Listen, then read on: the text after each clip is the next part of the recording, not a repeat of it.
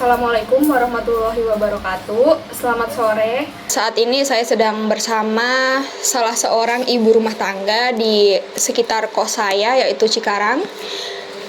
Selamat sore Ibu. Boleh perkenalkan diri? Perkenalkan, nama saya Erna, umur saya 32 tahun, saya sebagai ibu rumah tangga. Baik, maksud dan tujuan saya di sini yaitu saya Rosi Aulia Ramawati sebagai mahasiswa Teknik Industri di BINUS. Saya menjalankan tugas kelompok saya untuk mata kuliah Pancasila. Nah, saat ini saya akan mewawancarai Ibu Erna sebagai narasumber saya untuk berbagai pertanyaan yang saya akan berikan. Pertanyaan pertama, seberapa sering sih Ibu memperhatikan rincian tagihan listrik? Dan apa sih yang pengeluaran terbesarnya? Kalau untuk tagihan listrik saya selalu cek ya Mbak, karena ya tiap bulannya juga beda-beda. Apalagi sekarang cuaca di Cikarang panas, tentunya AC saya juga nyala terus, kulkas, ada TV yang lain gitu.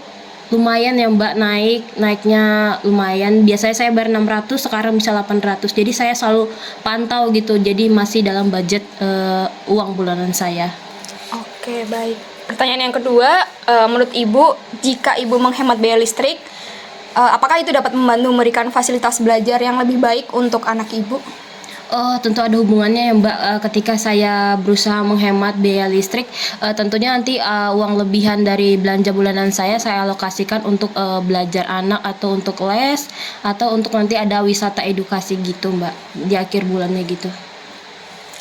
Selanjutnya, apa yang Ibu pahami mengenai penerapan sila keadilan sosial, yaitu sila kelima, dalam mengelola kebutuhan rumah tangga?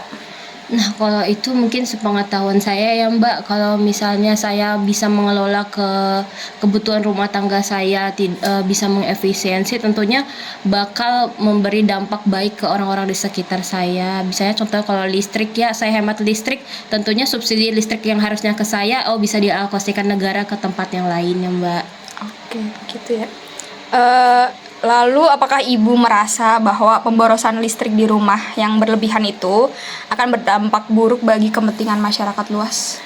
Ya tentunya berdampak buruk ya Mbak, seperti yang saya sebutkan tadi. Ketika saya mungkinnya boros, TV saya nyala atau AC saya pergi tetap nyala, itu tuh bakal menghabisin listrik yang banyak. Tentunya listrik juga untuk saya juga itu subsidi dari pemerintah.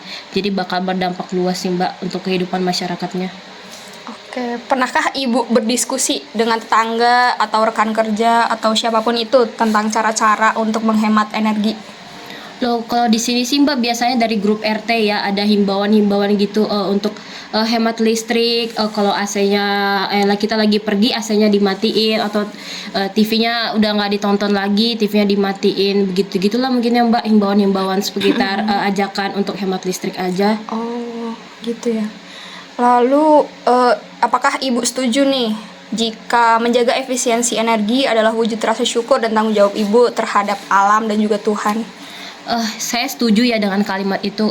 Gimana kalau kita hemat listrik, itu tuh merupakan wujud rasa syukur saya sebagai seorang muslim ya Mbak ya.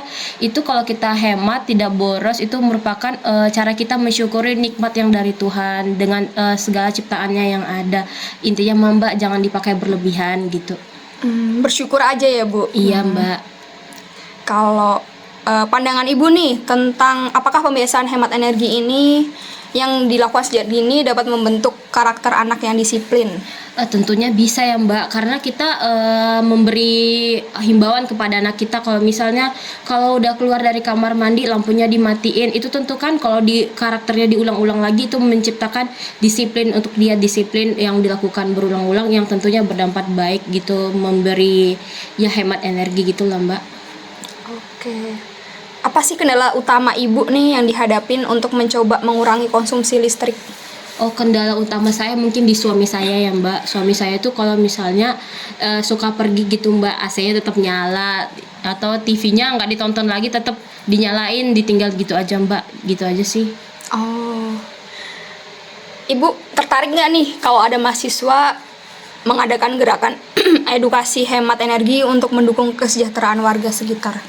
saya sangat tertarik ya, apalagi mahasiswa tentu memberi perubahan kepada kita. Mungkin ya tertarik dengan nanti mereka bikin workshop atau apa-apa gitu Mbak. Saya sangat tertarik sih dan terbuka gitu untuk ilmu-ilmu barunya Mbak. Oke. Pertanyaan terakhir nih Bu. Harapan besar Ibu nih apa nih terhadap peran mahasiswa sebagai agen perubahan dalam membantu persoalan ekonomi masyarakat saat ini? Harapan saya sih besar ya kepada mahasiswa-mahasiswa, terutama kepada Mbak yang mahasiswa BINUS ya Mbak, untuk memberi workshop mungkin atau wejangan-wejangan cara menghemat energi yang tentunya berpengaruh kepada UMKM atau kepada kehidupan rumah tangga atau kepada masyarakat di sini Mbak. Begitu Mbak. Oke, baik. Terima kasih Ibu atas waktunya. Itu saja wawancara singkat saya, Rosi Aulia Rahmawati, dan juga Ibu Erna, yaitu seorang ibu rumah tangga di Cikarang.